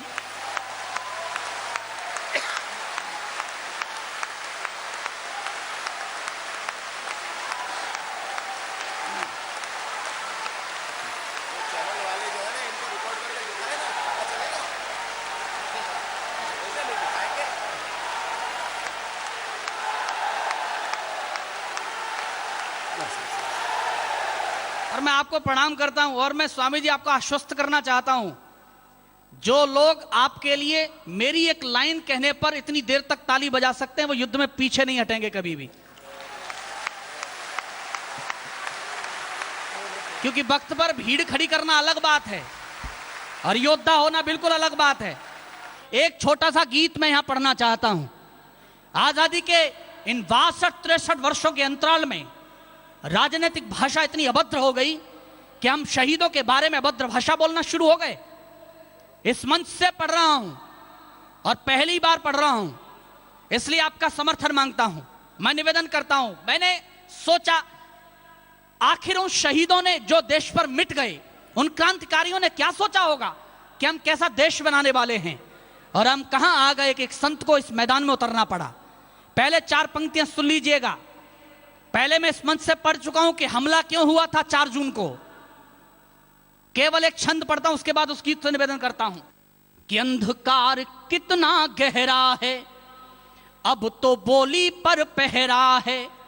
स्वामी जी ने आदेश दिया था, इसलिए मैं एक छंद पढ़ रहा हूं इसका कि अंधकार कितना गहरा है, अब तो बोली पर पहरा है, फरियादी की कौन सुनेगा, सिंहासन बिल्कुल बहरा है। और 2 पंक्तियां आपका आक्रोश तालियों में तब्दील होगा कि फरियादी की कौन सुनेगा, सिंहासन बिल्कुल बहरा है। शांति वार्ता में फिर से, शांति वार्ता में फिर से, हारे शकुनी के वारों से, कारण माल पूछ बैठे हम चोरों के सरदारों से।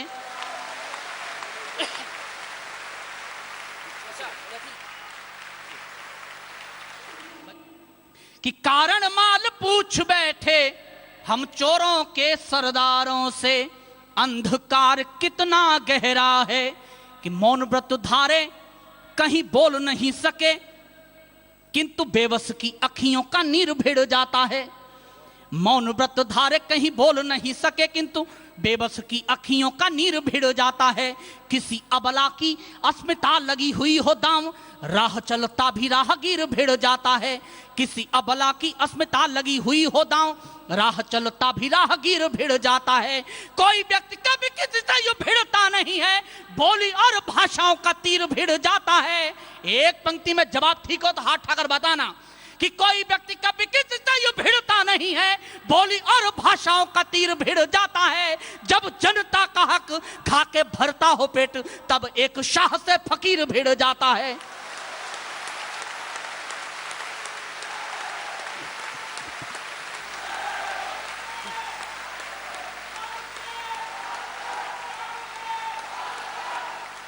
कि जब जनता का हक खा के भरता हो पेट, तब एक शाह से फकीर भिड़ जाता है। क्यों मैदान में आए?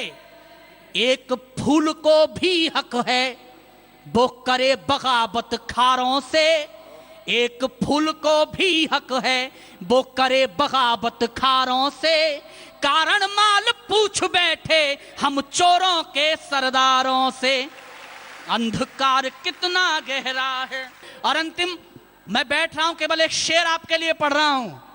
हमारे स्वर्गीय उर्मिला शंकर उन्होंने कहा था, केवल एक शेर याद रखना जिंदगी के हर कदम पर, कि बेवजह दिल पे कोई बोझ न भारी रखिए, जिंदगी जंग है इस जंग को जारी रखिए।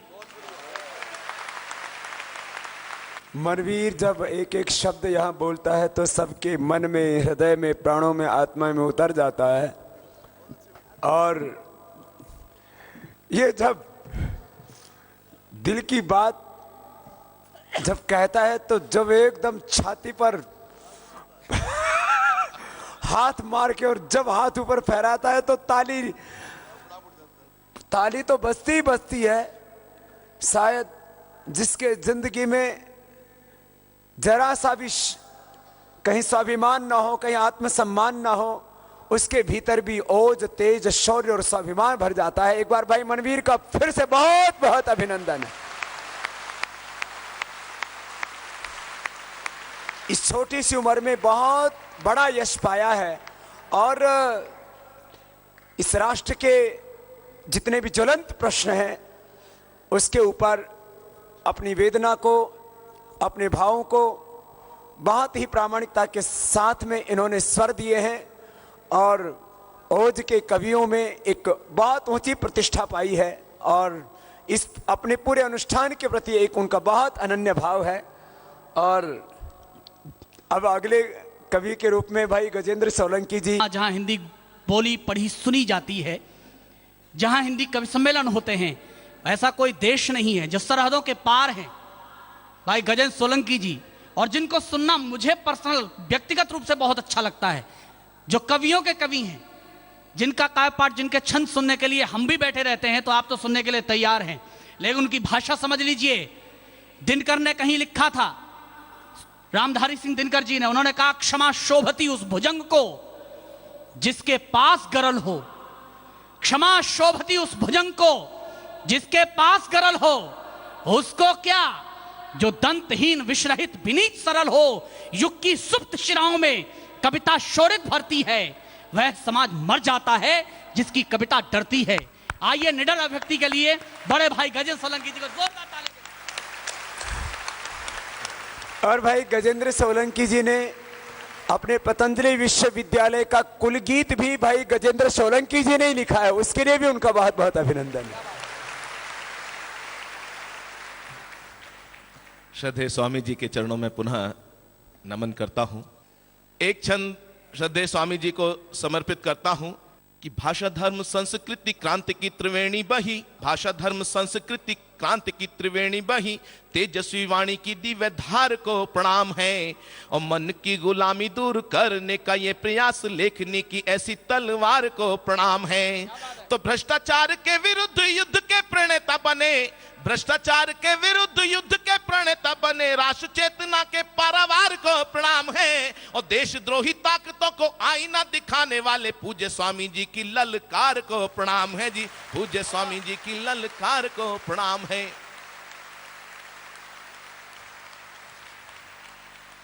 आप जानते हैं इतिहास के पन्नों में हम देखते हैं कि युवाओं ने जब भी अंगड़ाई ली है तो इतिहास बदले हैं, एक क्रांति की लहर उठी है। आपकी उपस्थिति को प्रणाम करते एक छंद पढ़ता हूं कि लुटता हुआ वतन देख कर खौले नहीं सोचो ऐसे खून की रवानी किस काम की, कि लुटता हुआ वतन देख कर खौले नहीं सोचो ऐसे खून की रवानी किस काम की। और स्वार्थों की चौसर पे हारती ही जा रही जो स्वाभिमान शून्य जिंदगानी किस काम की। जिसमें न त्याग देश प्रेम ना ही बलिदान, जिसमें न त्याग देश प्रेम ना ही बलिदान, यारो जिंदगी की वो कहानी किस काम की। और कर्ज इस माटी का चुकाए बिना ढल जाए, दोस्तों बताओ वो जवानी किस काम की जी, दोस्तों बताओ वो जवानी किस काम की जी, दोस्तों बताओ वो जवानी किस काम की। और उस आक्रोश को अभिव्यक्ति देता हूं जो आपके मन में इस देश की व्यवस्थाओं के प्रति है, भ्रष्टाचार के प्रति है। उस आक्रोश को आमंत्रित करता हूं कि आंचल में जिस मातृभूमि के लिया जन्म, जीवन ये उसके ही नाम कर दीजिए। कि आंचल में जिस मातृभूमि के लिया जन्म, जीवन ये उसके ही नाम कर दीजिए। और आदमी के वेश में छिपे हुए जो भेड़िए हैं, हटा के मुखौटा सरेआम कर दीजिए। तो क्रांतिकारियों का बलिदान व्यर्थ जाए नहीं, क्रांतिकारियों का बलिदान व्यर्थ जाए नहीं, नौजवानों कोई ऐसा काम कर दीजिए। और भ्रष्टाचार की नदी के जो भी है मगरमच्छ, पापियों के जीवन की शाम कर दीजिए जी, पापियों के जीवन की शाम कर दीजिए। मैंने लिखा था कभी कि स्विट्जरलैंड में जा चोरों ने बैंकों में खाते खुलवाए, चुरा के मां के गहने कपड़े लॉकर में जा जमा कराए, कर नंगा माता को जालिम देशभक्ति का दम भरते हैं, कब तक क्षमा करेंगे इनको अंग अंग आहत करते हैं।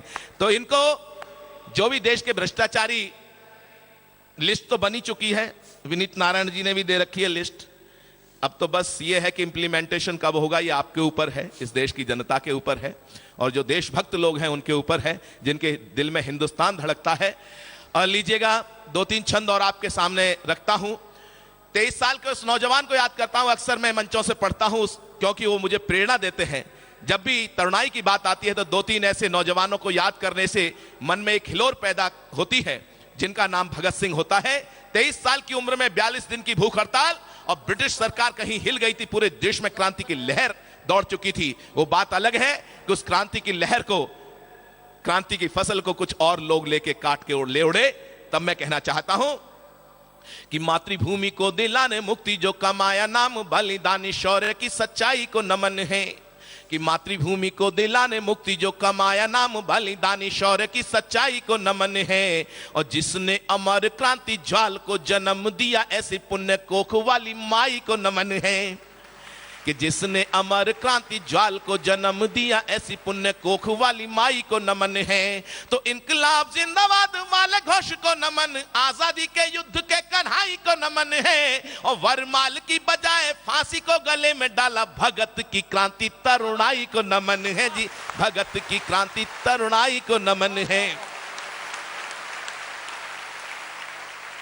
और दो छंद और देना चाहता हूं। जैसा भाई हमारे मनवीर मधुर ने भी कहा, इस देश पर बलिदान होने वाले, इस देश के लिए सब कुछ न्यौछावर करने वाले शहीदों को कहीं अपमानित जिस देश में किया जाता हो, हमारे हरिओम पंवार जी की पंक्तियां हैं कि जो भी कौम वतन की खातिर मिटने को तैयार नहीं, उसकी संतति को आजादी जीने का अधिकार नहीं, उसकी संतति को आजादी जीने का अधिकार नहीं।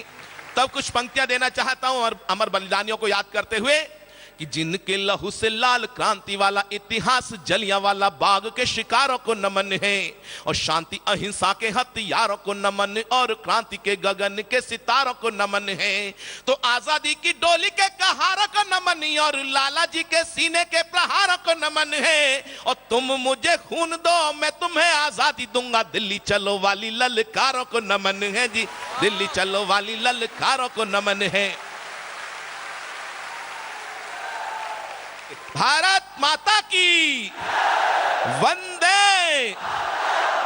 अच्छा, विडंबना कहां है कि नेताजी सुभाष चंद्र बोस ने तो नारा दिया था कि तुम मुझे खून दो मैं तुम्हें आजादी दूंगा, लेकिन आज के नेता कह रहे हैं तुम मुझे आजादी दो, खून तो मैं तुम्हारा ले ही लूंगा। हालत यहां गड़बड़ हो रही है साहब कि हमको उजाला देने के लिए जो बुझे उन दीपकों की पावन कतारों को नमन है। कि हमको उजाला देने के लिए जो बुझे उन दीपकों की पावन कतारों को नमन है। और मातृवंदना के गीत गाते गाते चूम लिए उन फांसी वाले पुण्यहारों को नमन है। तो बलिदानी स्वरों की पुकारों को नमन और कोल्हुओं से बही तेल धारों को नमन है। और क्रांतिकारियों ने जहां लिखा वंदे मातरम, सेलुलर जेल की दीवारों को नमन है जी, काला पानी जेल की दीवारों को नमन है। एक छंद लिखा था मैंने, अक्सर पढ़ देता हूं मैं। अभी चुनाव आने वाले हैं, बहुत से ऐसे लोग होंगे, ऐसे नेता होंगे जो जीत कर तो गए लेकिन जनता की तरफ मुड़ के नहीं देखा। साल में एक आध बार आ गए तो आ गए, उन्हें फुर्सत नहीं है बाकी कामों से। तो मैंने उनके लिए लिखा कि जो मुड़ के नहीं देखते हैं जनता को, दोनों तरीके के हर क्षेत्र में लोग हो सकते हैं, लेकिन अधिकांश लोग किस मानसिकता के हैं उनके लिए लिखा कि जीत कर जाए मुड़ के ना देखे जनता को, ऐसे दगाबाज को ना फिर कभी प्यार दो। जीत कर जाए मुड़ के ना देखे जनता को, ऐसे दगाबाज को ना फिर कभी प्यार दो। जनप्रतिनिधि जो भी निधि का बने गुलाम, कुर्सी से खींच श्रीमान को उतार दो। और 5 साल बाद जो भी वोट मांगने को आए, फूलों के ना हार डालो उसे दुत्कार दो। और जौक बन चूसते जो भोली जनता का लहू, मुंडन करा के उन्हें भेज हरिद्वार दो। हरिद्वार भेजने का मतलब यहां आश्रम में आएगा, अनुलोम विलोम करेगा, प्राणायाम करेगा, योगा करेगा तो बुद्धि ठीक हो जाएगी। स्वामी जी के हैं, हाँ, बौद्धिक परिष्कार के लिए स्वामी जी के शरण में आएगा तो ठीक हो जाएगा मामला। तो एक गीत पढ़ता हूं और आपका मन चाहता हूं। जागरण का गीत है, बहुत से गीत मैंने लिखे थे, उसमें से एक युवाओं के आह्वान की 2-3 पंक्तियां पढ़ देता हूं कि नौजवान तू सो रहा अब भी चादर तान, संकट में है भारती जाग अरे नादान। भारती है संकट में आज रखेगा तू ही इसकी लाज। भारती है संकट में आज रखेगा तू ही इसकी लाज। ये माटी लहू मांगती है, दीप जला बलिदान के मां बलिदान मांगती है। भारती है संकट में आज रखेगा तू ही इसकी लाज। ये माटी लहू मांगती है, दीप जला बलिदान के माँ बलिदान मांगती है। भूल रहा तू क्यों राणा के स्वाभिमान की भाषा, भूल रहा तू क्यों राणा के स्वाभिमान की भाषा। शिवा और गुरु गोविंद सिंह के सपनों की अभिलाषा है तू ही भगत और आजाद, है तू ही बिस्मिल की आवाज, है तू ही भगत और आजाद, है तू ही बिस्मिल की आवाज। ये माटी लहू मांगती है, दीप जला बलिदान के माँ बलिदान मांगती है। भारती है संकट में आज, रखेगा तू ही इसकी लाज। तो जाग नौजवान तुझे भारती पुकारती, जाग नौजवान तुझे भारती पुकारती, जाग नौजवान तुझे भारती पुकारती। भारती पुकारती माँ भारती पुकारती, भारती पुकारती माँ भारती पुकारती। देशद्रोहियों के तेज बल अपार से माँ भारती के कष्ट हर, तेज बल अपार से तू मारती के कष्ट हर। जाग नौजवान तुझे भारती पुकार दी। एक बार नारा लगा दिए, भारत माता की जय, भारत माता की।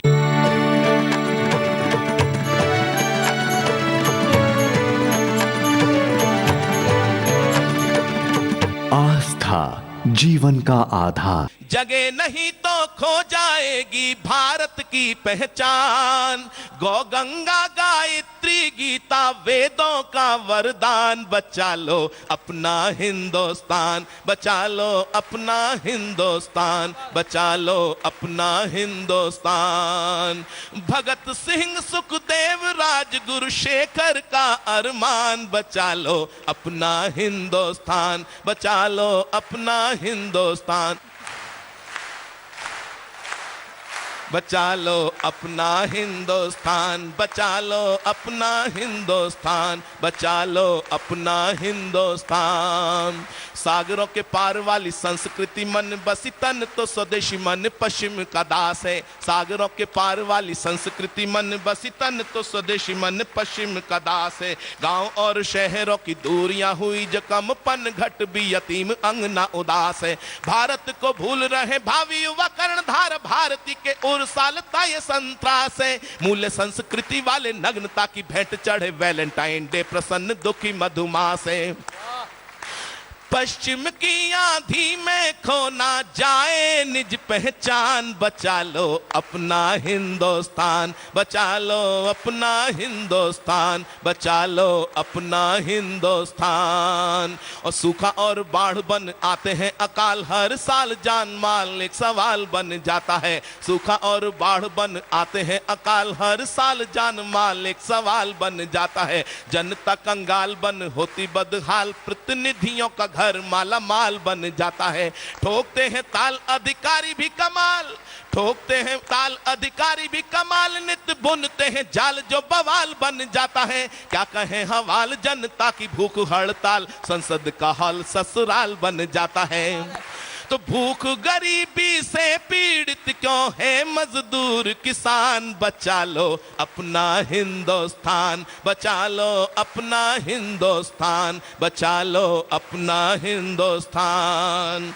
और चारों ओर तानाशाही अत्याचार अनाचार, जैसे कि गुलाम हुआ फिर से ये देश है। चारों ओर तानाशाही अत्याचार अनाचार, जैसे कि गुलाम हुआ फिर से ये देश है। लोकतंत्र नहीं अब लगता है नोटतंत्र, भारत में भय और भ्रष्टाचारी परिवेश है।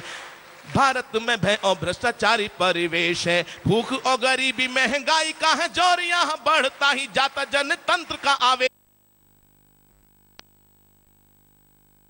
अंग्रेजों से बचाना अभिशेष है, काले अंग्रेजों से बचाना अभिशेष है। तो रुक ना जाए स्वामी जी का ये पावन अभियान। बचा लो अपना हिंदुस्तान, बचा लो अपना हिंदुस्तान, बचा लो अपना हिंदुस्तान, बचा लो अपना हिंदुस्तान। और संविधान की कसम खा के लूटते वतन बंधक स्वदेश ये जुआरियों के हाथ में। संविधान की कसम खा के लूटते वतन बंधक स्वदेश ये जुआरियों के हाथ में। चांदी की छड़ी से जनता को जो नचा रहे हैं कैद देश ऐसे ही मदारियों के हाथ में। स्वार्थों के दलदल में देश को धकेल दिया, स्वार्थों के दलदल में देश को धकेल रहे। देश फंसा कुछ भ्रष्टाचारियों के हाथ में, देश फंसा क्रूर भ्रष्टाचारियों के हाथ में। बेबस सा संविधान सह रहा अपमान, पीड़ित है क्रूर अत्याचारियों के हाथ में। संविधान तो लोकतंत्र की गीता और कुरान। बचा लो अपना हिंदुस्तान, बचा लो अपना हिंदुस्तान, बचा लो अपना हिंदुस्तान। जगह नहीं तो खो जाएगी, जगह नहीं तो खो जाएगी भारत की पहचान। गौ गंगा गायत्री गीता वेदों का वरदान। भगत सिंह सुखदेव राजगुरु शेखर का अरमान। बचा लो अपना हिंदुस्तान, बचा लो अपना हिंदुस्तान, बचा लो अपना हिंदुस्तान, बचा लो। नारा वही लगना चाहिए, भारत माता की। धन्यवाद, बहुत बहुत आभार, बहुत बहुत शुभकामनाएं आपको।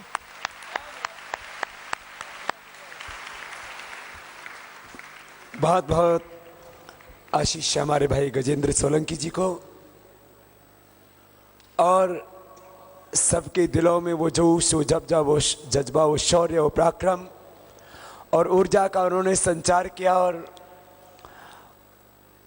सबके दिलों को देशभक्ति के ऐसे आक्रोश से सरोबार किया कि सबके भीतर, मुझे लगता है अभी कोई करंट को मापने का पैमाना हो तो वो हजारों लाखों करोड़ों डिग्री पर आपका वो देशभक्ति का जो पैरामीटर वो पहुंच गया है, आपकी सुई पहुंच गई है। एक बार भाई गजेंद्र सोलंकी का सबकी ओर से पुनः बहुत बहुत अभिनंदन है। और वो हमारे इस अभियान के भी एक अग्रणी योद्धा हैं। मैं इनको, चाहे भाई गजेंद्र सोलंकी हैं या हमारे भाई मनवीर मधुर हैं, अब मैंने इनको बोला तू बोलता इतना कड़वा कड़वा है, नाम मधुर रख रखा है। और भाई हरिओम पवार जी, ये कुछ ऐसे कवि हैं, मैं इनको कवि बाद में मानता हूं, मैं इनको इस पूरे अभियान के एक योद्धा के रूप में, एक सेनानी के रूप में इनको मानता हूं। और उसी तरह से, उसी संकल्प में ये जीते हैं प्रतिपल अहर्निश। इस कार्यक्रम के समापन पर आशीर्वाद और मार्गदर्शन देने के लिए हमारे पूज्य श्रद्धे वंदनीय अपने निर्मल संत, वो अंतर से, हृदय से, आत्मा से भी निर्मल हैं, और उनका बहुत एक अनुग्रह है, एक उनकी एक ऐसी बहुत दिव्य करुणा, उनका एक दिव्य वात्सल्य हम सब के लिए है। मैं पूज्य श्रद्धेय स्वामी जी महाराज से प्रार्थना करूंगा। मैं निर्मल कुटिया में खुद वहाँ जब कार्यक्रम हुआ तो वहीं महाराज श्री के पास में ही पंजाब में तरन तारण में महाराज श्री के सानिध्य में ही मैं वहाँ रहा। और महाराज श्री हमेशा कहते हैं कि मेरा तान मान धन जीवन जो कुछ मेरे पास है वो सब कुछ इस अभियान के लिए अर्पित है। ये जन्म नहीं, अगला जन्म भी इसी काम के लिए अर्पित है। इतने ऊंचे भाव पूज्य महाराज श्री के हैं, और इनके जो बहुत ही ऊर्जावान, बहुत ही पराक्रमी युवा सन्यासी जो शिष्य हैं, ऐसे हमारे ऋषि जी भी इस काम में, अब जब से मैं आया हूँ वहाँ आश्रम में हमने बोला था आप हमारे ही प्रतिनिधि और आपको पीछे से अभियान संभालना है, तो गांव गांव में जा रहे हैं। और एक बहुत ऊंचा संकल्प, इस बहुत ऊंचा विश्वास इस पूरे अनुष्ठान के लिए पूज्य महाराज श्री का है। मैं महाराज श्री से कहूँगा, पूज्य महाराज श्री देवेंद्र जी महाराज हम सबको आशीर्वाद से अनुग्रहित करेंगे। पूज्य महाराज श्री। युग पुरुष, युग ऋषि, युग सन्यासी, हमारे आदरणीय सत्कारयोग स्वामी जी महाराज, मैं बैठा बैठा अनुभव कर रहा था, ये भारत की भूमि ऋषियों मुनियों की भूमि है। इस भारत की भूमि में युग पर्यंत ऋषि मुनि, अवतारी पुरुष हर एक धर्म में, हर एक मजहब में इस भारत की भूमि में अवतरित होते रहे, परंतु जितने भी इस भारत की भूमि में भगत, संत, अवतारी पुरुष आए, सत्ताधारियों ने उनकी मुखालफत की है। जो पीछे इतिहास को खोलेंगे, पढ़ेंगे, गुरु नानक देव जी जब संसार में आए, एक पूरन फकीर, पूरन महात्मा, पूरन गुरुओं के गुरु थे। उस टाइम बाबर जो इस भारत की भूमि में अति अत्याचार कर रहा था, तो उसने रावण की तरह कितने महापुरुष, कितने फकीर, कितने भक्ति करने वाले भक्तों को, संतों को कारागार में डाल दिया। ऐसे ही गुरु नानक देव जी को उसी जेल में डाल दिया। जितने भी संत फकीर जेल में भी जाते हैं तो वहां भी धर्म की क्रांति करते हैं। ना वो सूली से डरते हैं, ना वो जेल से डरते हैं। गुरु नानक देव महाराज बाबर की जेल में उस परम पिता परमात्मा का नाम लेते रहे। बाबर ने अत्याचार कैसे किए, संतों को, फकीरों को कहा ये धरती में कोई काम करने वाले लोग नहीं हैं, ये ऐसे बेकाम हैं, इनके हाथ में चक्की पकड़ाओ, आटा पिसवाओ। तो जितने भी वहां फकीर भगत थे, बाबर के हुक्म के अनुसार वो चक्की चलाते थे। गुरु नानक देव महाराज जब बाबर की जेल में गए तो उनके हाथ में भी ऐसे ही एक आटा पीसने वाली चक्की पकड़ा दी।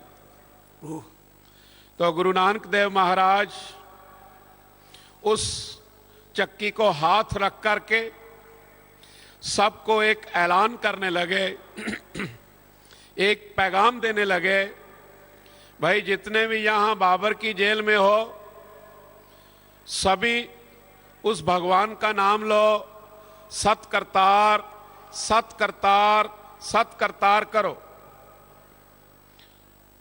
सब ने ऐसे करने किया, सबकी समाधि लग गई, तो एक ऐसी क्रांति आई, सबकी आंखें मिट गई, तो चक्की बिना करंट से अपने आप चलने लग गई, बिना हाथ के चलने लग गई। कोई उस चक्की को घुमा नहीं रहा। जितने भी यहां संसार में बुद्ध पुरुष आते हैं, एनलाइटेड पुरुष आते हैं, क्रांतिकारी आते हैं, जितने भी सूरवीर आते हैं, उनकी यही क्रांति होती है। तो चक्कियां जब अपने आप चलने लग गई, बाबर ने सोचा ये क्या है, कोई ये कला है, बाजीगर है, तमाशा है, क्या है। पर संतों की, फकीरों की बात इन सत्ताधारियों को कभी समझ नहीं आने वाली। तो उस टाइम उसने सोचा, अपने साथियों को पूछा, ये कौन है जेल में आया जिसके कहने से ये चक्कियां बिना चलाने से चल रही हैं। तो उन्होंने कहा, एक नानक फकीर है जिसको आपने पकड़ के कारागार में डाल दिया है। उसने सबको कहा है, भगवान का नाम लो, चक्की चलाने की जरूरत नहीं, अपने आप चलेगी। जैसे स्वामी जी भी चक्की चलवाते हैं अनुलोम विलोम की। रोज हमसे चक्की चलवाते हैं, जैसे हाथ से ऐसे भी आसन करवाते हैं, कितने आसन करवाते हैं, इससे हम हेल्दी होते हैं, हमारे शरीर में ताकत आती है। गुरु नानक देव महाराज बाबर की जेल में जब ऐसे क्रांति का बिगल बजाया, तो फिर उस बाबर को गुरु नानक देव जी के आगे सर झुकाना पड़ा, तो सभी को उस जेल से निकालना पड़ा। स्वामी जी योग अभ्यास करवाते हैं, देशों विदेशों में भी जाता है। करोड़ों लोग आस्था चैनल के माध्यम से स्वामी जी को सुनते हैं। हमने भी लगातार 5 साल स्वामी जी को पहले सुना है, और उसके बाद में जितनी हमारी श्रद्धा है, यह भगवान जानता है। ये हमारे भगवान हैं, हमारे प्रभु हैं।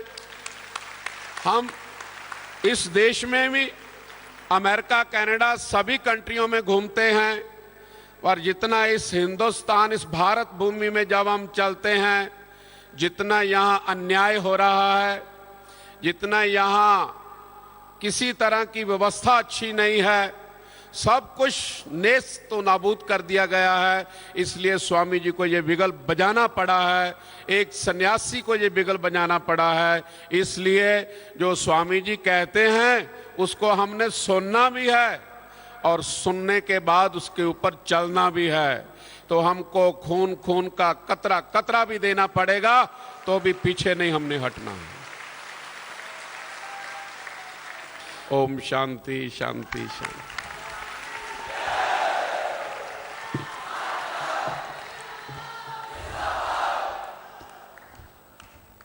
पूज्य महाराज श्री ने अपने आशीषों से हमें अनुग्रहित किया, और कि सत्ताधारियों ने हमेशा संतों को सताया, जालिमों की तरह जुल्म किए, क्रूरता की, बर्बरता की, और सारी हदों को पार करके जब आप इतिहास को जिधर से भी देखो, जोरावर फतेह सिंह, मैं तो उनको जहां दीवारों में चिनाया गया गुरुद्वारा सरहिंद, वहां गया, मैंने जाके देखा तो बहुत व्यस्त था उस दिन, लेकिन वहां जाकर के कदम आगे नहीं बढ़ पा रहे थे। कितने जुल्म किए, छोटे छोटे बच्चों को, गुरु के बच्चे थे वो। हमारे भी कार्यकर्ताओं के साथ बहुत जुल्म कर रहे हैं ये बेईमान लोग आज, लेकिन इतिहास ही नहीं वर्तमान भी इनको माफ नहीं करेगा। बहुत जुल्म कर रहे हैं। इन्होंने जो पाप किए हैं ये तो देश के सामने सच आएगा। पहले मेरा अब में अंतर इतना है, इतने सब क्रूरता, बर्बरता, अत्याचार करने के बाद पहले कोई बोल नहीं सकता था। आजादी का इतना तो फायदा हुआ है, हम बोल सकते हैं आज, बस ये तो मिला। स्वामी जी ने कहा कि युग धर्म के अनुसार हथियार बदलते रहते हैं। अब हाथों में हम हथियार तो नहीं उठा सकते, लेकिन हम वाणी को ही अंगार और हथियार बना करके क्रांति लेकर के आएंगे और ये देश जगेगा। देखो ये थोड़ा सा अभी थोड़ा धीरज रखो भाई, अभी तो क्रांति शुरू हुई है और सत्ताओं में जो बौखलाहट है उसकी जड़ें हिली ही नहीं है और बस अब ढहने वाले हैं। अभी तो हमने खाली 5 स्टेट के कुछ चुनिंदा कार्यकर्ताओं को बुलाया था, अभी करोड़ों देशभक्तों की एक बहुत बड़ी शक्ति इस पूरे हिंदुस्तान में खड़ी हो रही है। बहुत जल्दी ही एक लाखों युवा भारत के ही जो युवक और युवतियां हैं, इनका ही एक राष्ट्रीय स्तर का जब आंदोलन होगा तब इन बेईमानों के होश ठिकाने आएंगे। बहुत अभी तो लंबी लड़ाई है ना।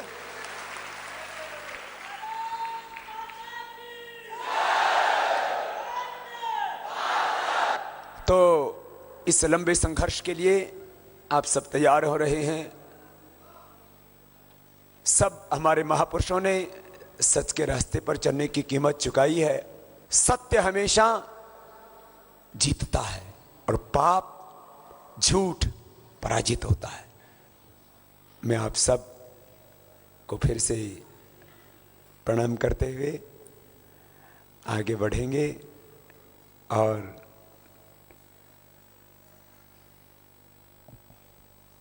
ये परिवर्तन के स्वर पूरे हिंदुस्तान में उठ रहे हैं। आधी अधूरी आजादी हमें पहले मिली है, अब एक संपूर्ण आजादी जहां सच में समग्रता के साथ अपना भारत उठे, आगे बढ़े और इस काम में आप सब लगे हुए हैं। आप सबको प्रणाम करते हुए आज के सत्र को यहीं पर विराम देते हैं। बोले भारत माता की वंदे वंदे, जो बोले सो निहाल। वाहेगुरु जी का खालसा।